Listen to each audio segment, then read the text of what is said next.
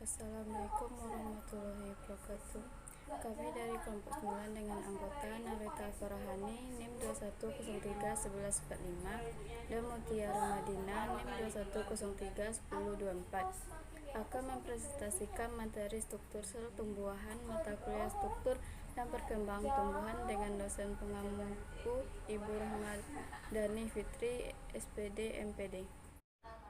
Dinding sel adalah matriks ekstraselular yang menyelubungi tiap sel sebagai pelindung dan pembentuk sel. Dinding sel menyebabkan sel tidak dapat bergerak dan berkembang bebas, namun berakibat positif karena dinding sel dapat memberikan perlindungan dan menyaring bagi struktur dan fungsi sel sendiri. Pada tumbuhan, dinding sel sebagian besar terbentuk oleh polimer karbohidrat. Fungsi dinding sel adalah untuk membentuk sel tumbuh, melindungi bagian dalam sel dari pengaruh lingkungan. Macam-macam dinding sel. 1. Dinding primer adalah bagian dinding sel yang terbentuk paling awal dan selama sel tumbuhan dalam fase perkembangan. Dinding sel primer terletak di antara dinding sel sekunder dan lamela tengah. Dinding sel primer tersusun dari hemiselulosa, zat pektin, dan glik. Dinding sekunder adalah bagian yang lebih kaku dan kokoh. Lapisan sekunder terletak di antara dinding sel primer dan membran plasma. Dinding sel sekunder mengandung selulosa, hemiselulosa, dan lignin. Lignin adalah sejenis polimer yang dapat memberikan songkohan tambahan. Dinding sekunder seringkali akan menumpuk menjadi beberapa lapisan berlamina dan tahan lama agar dapat memberikan perlindungan dan dukungan terhadap sel. Tengah adalah bagian terluar dari dinding sel yang banyak mengandung pektin, berfungsi sebagai penghubungan sel atau perekat antara satu sel dengan sel lain. Lamela tengah juga merupakan bagian pertama yang diendapkan pada saat sitokinesis. Lamela tengah mengandung kalsium dan magnesium pektin. Hubungan antar sel. Sel itu bertetangga antara sel satu dengan sel yang lainnya. Karena itu sel-sel perlu mengadakan hubungan antar sel. Hubungan antar sel dibagi menjadi 4. Tight junction, hubungan antar sel yang sangat erat sehingga terjadi kontrak langsung antar kedua membran. Tight junction seringkali disebut dengan hubungan penyumbat atau hubungan rapat. Contohnya sel epitel usus. Bahan makanan yang ada di dalam usus halus melalui membran sel yang berhubungan dengan ruang usus. Gap junction disebut juga dengan pertautan penghubung. Hubungan ini melibatkan sebuah konekson atau penghubung yang terbuat dari protein yang berasal dari masing-masing membran sel tersebut. Permukaan antar membran dipisahkan oleh celah sepanjang 2-4 nanometer. Konekson ini dapat dilalui oleh molekul yang larut dalam air. Fungsi gaptation, komunikasi antara sel tetangga lewatnya ion dan metabolit, lintasan arus listrik, tegangan rendah atau mengalirkan rangsang, pemerataan semberan zat dan koordinasi gerakan, tempat lewatnya zat induktor. Dengan adanya hubungan gap junction, maka terjadinya integrasi jaringan tubuh menjadi unit yang fungsi. Desmosome atau pertautan penambat banyak dijumpai di jaringan-jaringan yang banyak mendapatkan tekanan mekanis kuat, seperti jaringan otot jantung, epitelium kulit, dan leher rahim. Hubungan desmosome dapat dibagi menjadi 3, yaitu bed desmosome adalah rangkaian filamen-filamen kontraksi yang mengandung aktin. Spot desmosome yaitu perdekatan yang menyerupai kantil dan tersebar berhadapan antara kedua belah membran. Hemidesmosome merupakan setengah desmosome saja.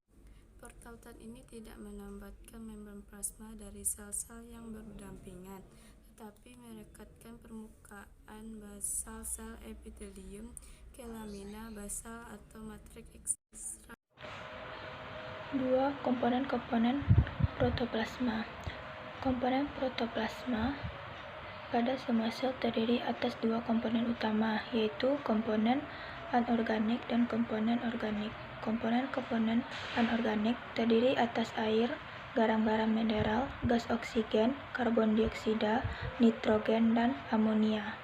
Komponen organik terutama terdiri atas karbohidrat, lipida, protein, dan beberapa komponen-komponen spesifik seperti enzim, vitamin, dan hormon protoplasma. Di dalam sel diartikan sebagai komponen sel yang merupakan koloid berstruktur kompleks. Protoplasma terdiri atas sitoplasma dan inti sel atau nukleus. Contoh dari protoplasma, yang pertama sitoplasma, yaitu suatu organisme hidup terbentuk cairan kental yang terdapat di dalam sel. Terdapat 3 lapisan sitoplasma, yaitu ektoplasma, teknoplasma, dan polioplasma. Yang kedua, plastida adalah suatu bagian yang berbentuk butiran terdapat pada bagian luar inti sel. Biasanya terdapat pada tumbuhan muda.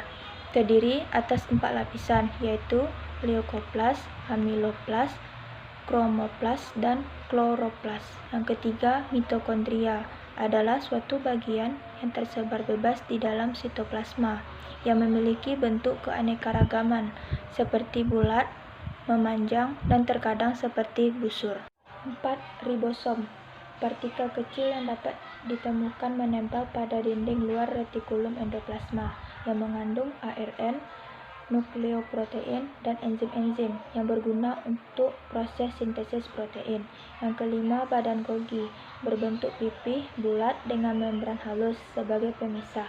Badan Golgi berfungsi sebagai dalam sekresi gula, polisakarida, dan protein kompleks lainnya. Yang keenam, nukleus adalah inti dari protoplasma, di mana bagian terpenting dan tempat di mana semua aktivitas berlangsung. Inti sel berbentuk bulat seperti telur dan memiliki 3 lapisan, yaitu membran, retikulum, dan nukleus. 2. Komponen non-protoplasma. Komponen non-protoplasma merupakan benda-benda tidak hidup yang berada dalam sel. Benda-benda tersebut dapat berada dalam vakuola, dalam plasma sel, dan plastida. Komponen non-protoplasmik ada 2. Yang pertama, vakuola. Vakuola dalam bahasa Latin yaitu vacus, berarti kosong, adalah rongga di dalam protoplasma yang berisi cairan berupa air. Fungsi dari vakuola yang pertama sebagai tempat penyimpanan bahan-bahan yang tidak langsung dipakai. Yang kedua, sebagai cadangan air dalam sel sehingga kelakuan sel dapat dipertahankan. Yang kedua, zat egartik. Yang pertama yaitu protein, merupakan bahan utama yang menyusun protoplasma yang hidup. Protein diketahui sebagai bahan cadangan dalam bentuk amorf atau kristal. Pada beberapa macam biji protein terdapat sebagai aleuron dan tersebar di dalam sel. Ada pula yang terdapat di dalam sel. Dan sel tersebut menyusun suatu lapisan yang disebut lapisan aleuron. Yang kedua, karbonhidrat. Protoplasma terdiri atas karbonhidrat yang di dalamnya terdapat butiran-butiran yang memiliki lapisan. Lapisan tersebut berhenti pada suatu titik yang dinamakan hilum. Letaknya bisa di tengah atau konsentrik. Misalnya pada ubi jalar atau di bagian tepi butir tepung, atau konsentrik. Misalnya pada maranta. Kedua, kristal. Kristal terdapat dalam sel berbagai tumbuhan, biasanya di dalam sel korteks, tetapi terkadang juga dapat ditemukan pada sel-sel parenchyma dan parenchyma. Kristal-kristal ini terdapat dalam vakuola sel atau plasma selnya. Kristal-kristal itu memiliki berbagai bentuk, antara lain kristal dengan bentuk prisma teratur, kristal dengan bentuk jarum, kristal dengan bentuk butiran. Bahan-bahan komponen protoplasma.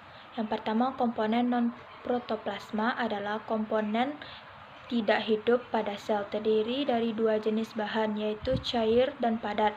Komponen cair seperti karbonhidrat terdiri atas monosakarida, contohnya glukosa dan fruktosa, dan disakarida, contohnya sakarosa dan maltosa. Kedua, alkaloid, yaitu senyawa basa organik yang mengandung nitrogen pada tumbuhan tertentu sebagai bahan obat pada akar dan daun. 3. Minyak dan lemak, sebagai cadangan makanan yang dihasilkan oleh serosom, gliseroda, dan asam lemak. Bahan padatan yaitu kristal kalsium oksalat, yaitu kumpulan atau endapan garam oksalat. Kristal oksalat dapat bersifat racun jika terdapat dalam jumlah yang terlalu besar. Aleuron yaitu cadangan protein yang disimpan pada vakuola sel. Letaknya tersebar dan bermacam sesuai dengan jenis tumbuhan, seperti pada biji jarak terdapat pada keping bijinya. Amilum, cadangan makanan yang disimpan dalam bentuk umbi, rizoma batang, buah, dan biji berdasarkan letaknya. Awal terbentuk amilum dapat dibedakan menjadi dua jenis, yaitu amilum konsentrasi di mana titik awal terdapat di tengah amilum. Kedua, amilum eksentris di mana hilus terletak pada tepi amilum. Dapat dilihat gambar protoplasma berikut.